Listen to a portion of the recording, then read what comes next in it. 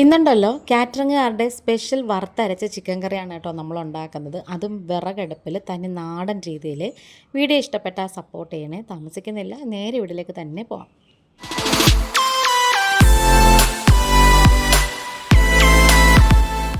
അപ്പോൾ ഇത് ഞാനിവിടെ ഏകദേശം 1 കിലോ 1.25 കിലോ അടുപ്പിച്ചുണ്ട് ചിക്കനുണ്ട്.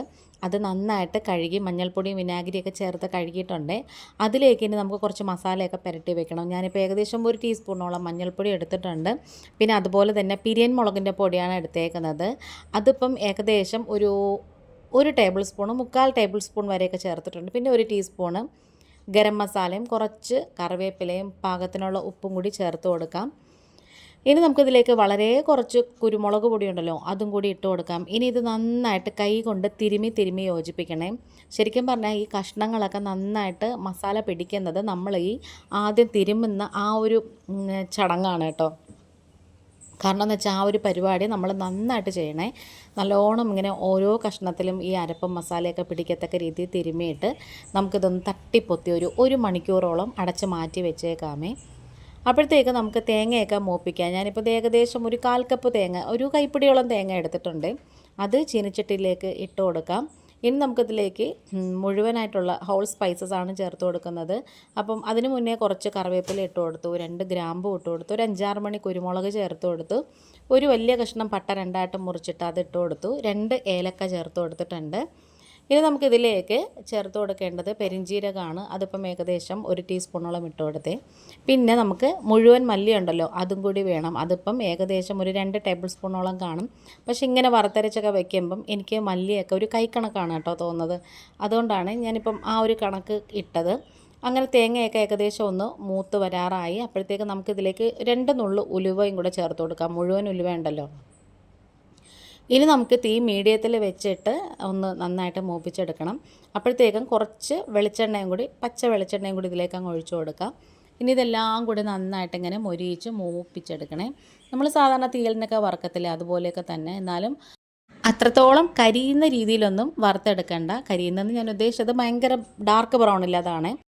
ഞാനിപ്പോൾ ഇവിടെ ഒരു 12 വറ്റൽ മുളക് എടുത്തിട്ടുണ്ട് എരിവിന് വേണ്ടിയിട്ട്. പിന്നെ അതുപോലെ തന്നെ കളറിന് വേണ്ടിയിട്ട് 2 പിരിയൻ മുളക് ഇട്ട് കൊടുത്തേ. അത് നമ്മൾ മുളക് ലാസ്റ്റേ ചേർക്കാവൂ. കാരണം എന്ന് വെച്ചാൽ അല്ലെങ്കിൽ മുളകിൻ്റെ കളർ ആദ്യമേ അങ്ങ് ഭയങ്കരമായിട്ട് മാറിപ്പോകും. അതുകൊണ്ടാണ്. ആ പിരിയൻ മുളക് നമുക്കൊന്ന് ഒടിച്ചിട്ട് കൊടുക്കാം, കാരണം അത് കുറച്ച് വലിപ്പം കൂടുതലാണ്, അതുകൊണ്ടാണ്.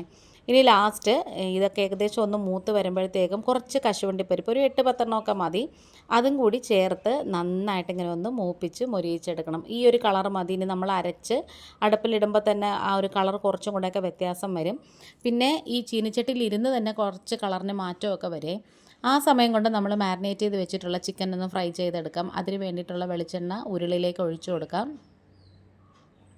വിറകടുപ്പിൽ നമ്മൾ ചിക്കൻ വെക്കുമ്പോൾ അതിനൊരു പ്രത്യേക ടേസ്റ്റാണ് കേട്ടോ. നമ്മളിപ്പോൾ കൂടുതലും ഇവിടെ വിറകടുപ്പ് മാത്രമേ നോൺ വെജൊക്കെ വെക്കുമ്പം എടുക്കാറുള്ളേ.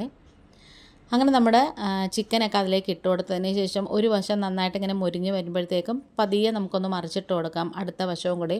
ചിക്കൻ നമ്മൾ ഈ വെളിച്ചെണ്ണയിലിടുമ്പം അതിനകത്തുനിന്ന് തന്നെ കുറച്ച് വെള്ളമൊക്കെ നൂർന്ന് വരും. ആ ഒരു വെള്ളം കൊണ്ട് തന്നെ ചിക്കൻ കുറച്ച് വെന്തം കിട്ടും. പിന്നെ നമ്മൾ എണ്ണയിലിട്ടത് കൊണ്ട് തന്നെ പുറം ഭാഗം ചെറുതായിട്ടൊന്ന് മുരിഞ്ഞ് വരും. ഈ ഒരു പരുവമൊക്കെ മതി. കാരണം എന്ന് വെച്ചാൽ ഒരുപാടങ്ങ് മൊരിഞ്ഞു പോയാൽ നമ്മൾ കറിക്കകത്തിടുമ്പോൾ കഷ്ണത്തിന് ഭയങ്കര കട്ടിയായി പോകും. അതുകൊണ്ടാണ്.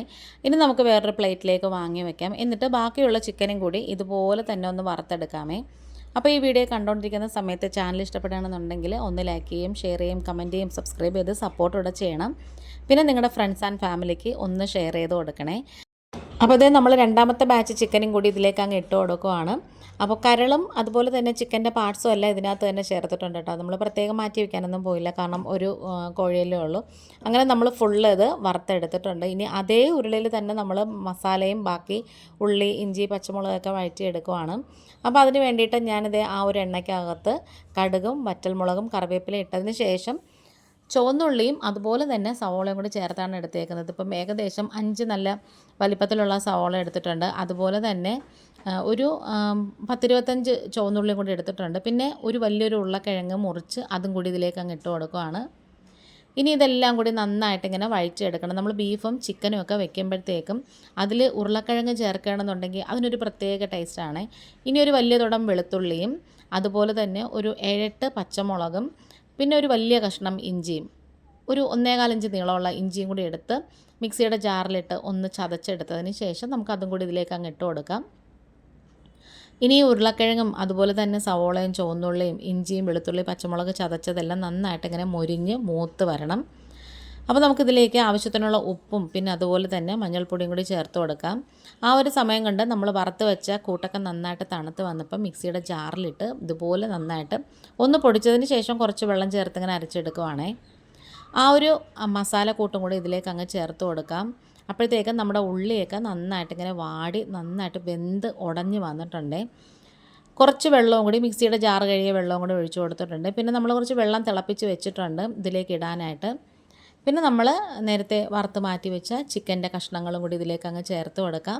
ഇനി ഇതെല്ലാം കൂടി നന്നായിട്ട് ഇങ്ങനെ മിക്സ് ചെയ്ത് യോജിപ്പിച്ചെടുത്തതിന് ശേഷം തിളപ്പിച്ച് വെച്ചിട്ടുണ്ടായിരുന്ന വെള്ളവും കൂടി ഇതിലേക്ക് അങ്ങ് ഒഴിച്ചു കൊടുക്കുകയാണ്. ഈ ഒരു സമയത്ത് നമ്മൾ പച്ചവെള്ളം ഒഴിക്കുന്നതിനേക്കാളും ചൂടുവെള്ളം ഒഴിക്കുന്നതാണ് കേട്ടോ നല്ലത്. കാറ്ററിംഗുകാരൊക്കെ ഇതുപോലെയൊക്കെ തന്നെ ചെയ്യുന്നത്. അങ്ങനെ ഞാൻ ചോദിച്ച് മനസ്സിലാക്കിയിട്ടാണ് കേട്ടോ ഈ ഒരു ചിക്കൻ്റെ കറി ഉണ്ടാക്കുന്നത്.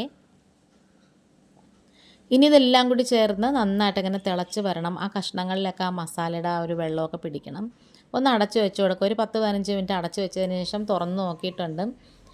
നല്ലൊരു മണം വരുന്നുണ്ട്. ലാസ്റ്റ് നമുക്ക് കുറച്ച് ഗരം മസാലയും കൂടി ചേർത്ത് കൊടുക്കുക. ആദ്യം നമ്മൾ ഒരു ഇച്ചിരിയും ഗരം മസാലയെ ചേർത്തിട്ടുള്ളൂ. പിന്നെ നമ്മൾ ഹോൾ സ്പൈസസ് ഇട്ടിട്ടുണ്ടായിരുന്നു. ഈ ഒരു ചിക്കൻ കറിക്ക് നമ്മൾ ചിക്കൻ മസാലയൊന്നും ചേർക്കുന്നില്ല. പിന്നെ അതുപോലെ തന്നെ ലാസ്റ്റ് കുറച്ച് ഫ്രഷ് ആയിട്ടുള്ള കറിവേപ്പിലയും കൂടി ചേർത്ത് കൊടുക്കാം. ഇനി നമ്മൾ തീയൊരു ഇതേപോലെ ഒരു കണക്കിലിട്ട് കഴിഞ്ഞാൽ അടച്ച് വെച്ച് കഴിയുമ്പം നന്നായിട്ട് ചെറിയ തീയിൽ വെന്ത് നല്ല കുറുകിയ ചാറും കൂടെ ആകുമ്പോൾ കിട്ടുകയും പിന്നെ ഉരുളക്കിഴങ്ങ് ഇട്ടേക്കുന്നതുകൊണ്ട് തന്നെ ചാറ് കുറച്ച് കുറുകി കിട്ടിക്കോടും. അപ്പോൾ നമ്മുടെ വീഡിയോ വൈൻഡപ്പ് ചെയ്യാറായി. തമിഴ്നാടിൻ്റെ വീഡിയോയും ഫോട്ടോയൊന്നും പ്രത്യേകിച്ച് എടുക്കാൻ പറ്റില്ല. ഈ ഒരു ഉരുളിക്കകത്ത് കിടക്കുന്നതിനാണ് കേട്ടോ എടുത്തേക്കുന്നത്. അപ്പോൾ വീഡിയോ കണ്ടിട്ട് ഇഷ്ടപ്പെടുകയാണെങ്കിൽ ചാനലൊന്ന് ലൈക്ക് ചെയ്യും, ഷെയർ ചെയ്യും, കമൻറ്റ് ചെയ്യും, സബ്സ്ക്രൈബ് ചെയ്ത് സപ്പോർട്ട് കൂടെ ചെയ്യണം. അതുപോലെ തന്നെ ഇപ്പോൾ ഉപ്പും അതുപോലെ തന്നെ എരിവും എല്ലാം മസാലയൊക്കെ പാകത്തിനായിട്ടുണ്ടോ എന്ന് നോക്കിക്കോണം. ഏറ്റവും ലാസ്റ്റ് ചെയ്യുന്ന നമ്മൾ ചെയ്യുന്ന ഒരു സ്റ്റെപ്പ് ഒരിക്കലും ഒഴിവാക്കരുത്.